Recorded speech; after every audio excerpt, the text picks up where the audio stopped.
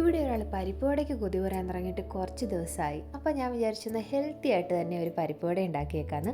അതിന് വേണ്ടിയിട്ട് ഞാൻ ഹിൽസ് നാച്ചുറൽസിൻ്റെ ലിറ്റിൽ മില്ലറ്റാട്ടോ എടുത്തിരിക്കുന്നത്. അപ്പോൾ ഈ ഡയറ്റൊക്കെ നോക്കുന്നവർക്കാണെങ്കിൽ അല്ലെങ്കിൽ വെയിറ്റ് ലോസ് ഒക്കെ ചെയ്യുന്നവർക്കാണെങ്കിൽ ഇതൊരു ബെസ്റ്റ് ഓപ്ഷനാണ് കേട്ടോ. അപ്പോൾ നമുക്ക് റെസിപ്പിയിലേക്ക് പോയാലോ. അതിന് വേണ്ടിയിട്ട് ഒരു 1/2 കപ്പ് കടലപ്പരിപ്പ് എടുത്തിട്ടുണ്ട്, അതുപോലെ തന്നെ ഒരു 1/2 കപ്പ് മില്ലറ്റും എടുത്തിട്ടുണ്ട് കേട്ടോ.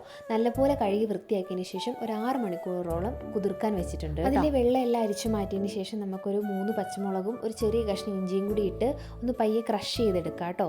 ശരിക്കും അരഞ്ഞു പോകണ്ട, നമുക്ക് ആ ഒരു പരുവത്തിന് പയ്യെ ഒന്ന് ക്രഷ് ചെയ്തെടുക്കാം.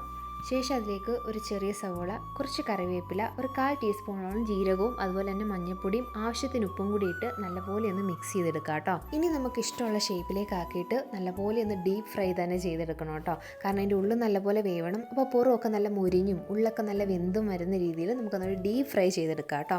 അപ്പോൾ ഞാനൊരു പരിപ്പ് വടയുടെ ഷേപ്പിലേക്കൊക്കെ ആക്കിയിട്ടുണ്ടെല്ലാം. എന്നിട്ട് ഞാൻ എന്താ എണ്ണയിലേക്ക് ഇട്ട് 2 വശവും നല്ലപോലെ ഒന്ന് മുരിഞ്ഞു വരുന്ന പോലെ തിരിച്ചും മറിച്ചും ഒക്കെ ഇട്ട് നല്ലപോലെ ഒന്ന് ഫ്രൈ ആക്കി എടുത്തിട്ടുണ്ട് കേട്ടോ. അപ്പോൾ നല്ല അടിപൊളിയായിട്ടുള്ള ടേസ്റ്റി ആയിട്ടുള്ള ഒരു മില്ലറ്റ് പരിപ്പ് വട റെഡി ആയിട്ടുണ്ട്. അപ്പോൾ ഇഷ്ടമെങ്കിൽ ട്രൈ ചെയ്ത് നോക്കുക കേട്ടോ. ബൈ.